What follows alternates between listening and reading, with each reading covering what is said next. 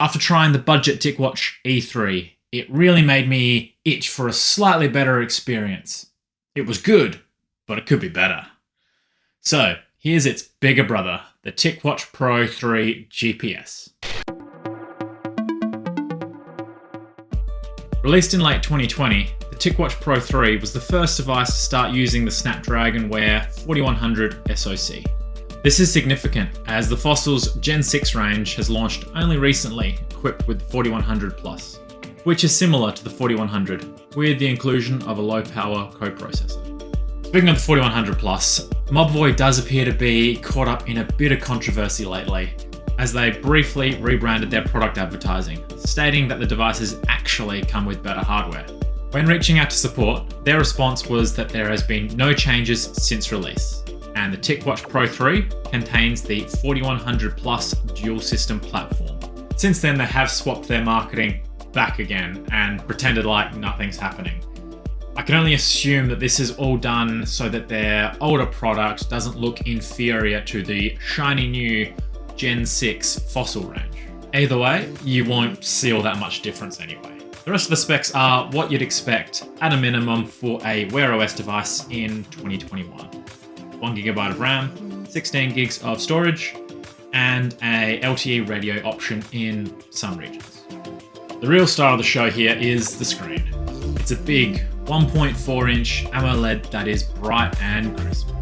It's a little disappointing that it doesn't extend all the way out to the physical bezel, leaving an additional bezel just around the watch face.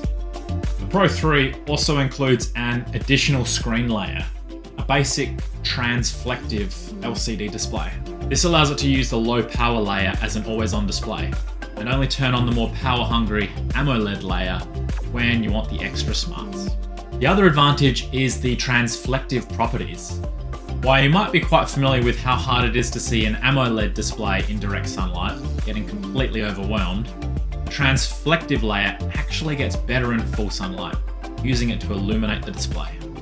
It's old technology, but working in tandem here, it really covers some of the weaknesses inherent in modern smartwatches. The downside though is the secondary layer has a static layout, so if you have any custom watch faces set up, moving from one display to the other can be a bit jarring. This had me set the AMOLED layer to the included Zorin watch face as it closely matched the secondary layer, but it does take away most of your customization choices. Now I personally prefer analog watch faces on round smartwatches, and I'm disappointed that I can't really use one with the secondary layer, but I can forego it for the battery hit. Speaking of which, the other highlight here is the chunky boy battery.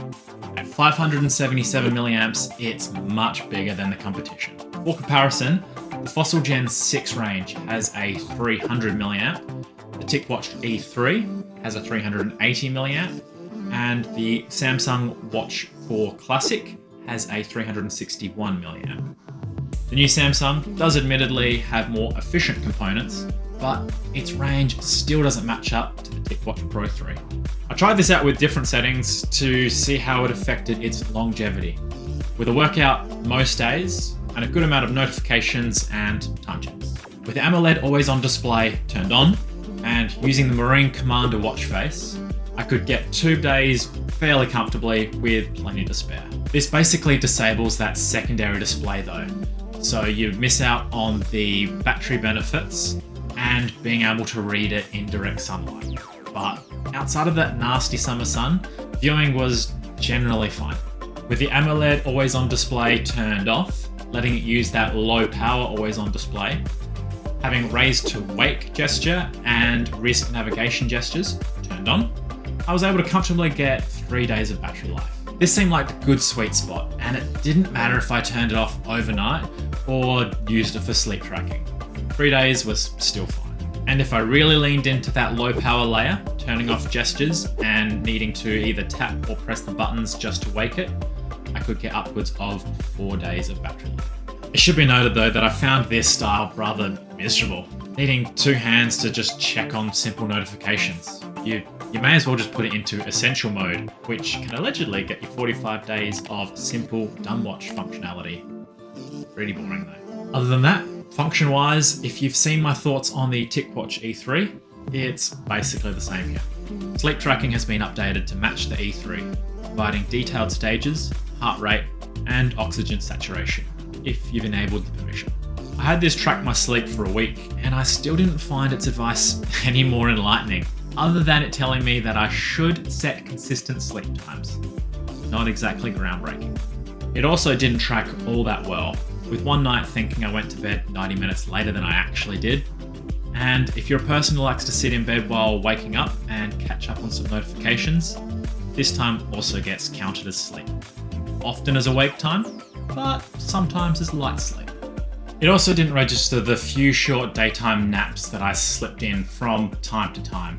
So while the data can be interesting, I wouldn't put too much faith in it. I found the best use of nights was simply for charging, as it's not a fast process, going from about 15% to 50% in about an hour.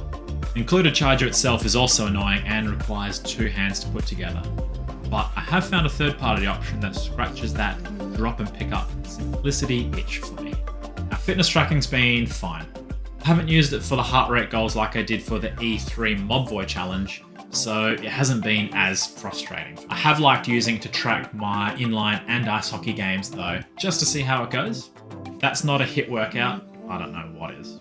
All of these functions are stored in the Mobvoi app, which is fine. Easy enough to find your data. It's not exactly pretty or feature rich, but it's functional enough. Like the E3, this and every other smartwatch that isn't the Samsung Watch 4 suffer from Google's big letdown. Pro 3 will be stuck on Wear OS 2 until mid-2022. And while it functions just fine now, it does look like the trend with Google and third-party app developers is starting to shift development towards the new hotness, that is Wear OS 3, which is fair enough. I can only assume that Wear OS 3 simply isn't ready yet, which is why it won't be coming to even brand new smartwatches until the same time in 2022. Samsung having it now so far appears to be a flawed version of Wear OS, with Samsung apps and services kind of filling in those Google gaps. Now, Wear OS 3 will arrive, but get this on the merits of today.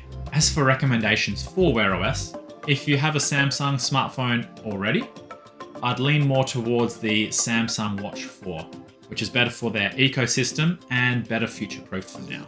If you value faster charging over pure battery life, I'd look in on the recent Fossil Gen 6 range. But if you don't mind the size and style here, the TicWatch Pro 3 is still one of the best Wear OS smartwatches around, with great performance and unmatched battery life.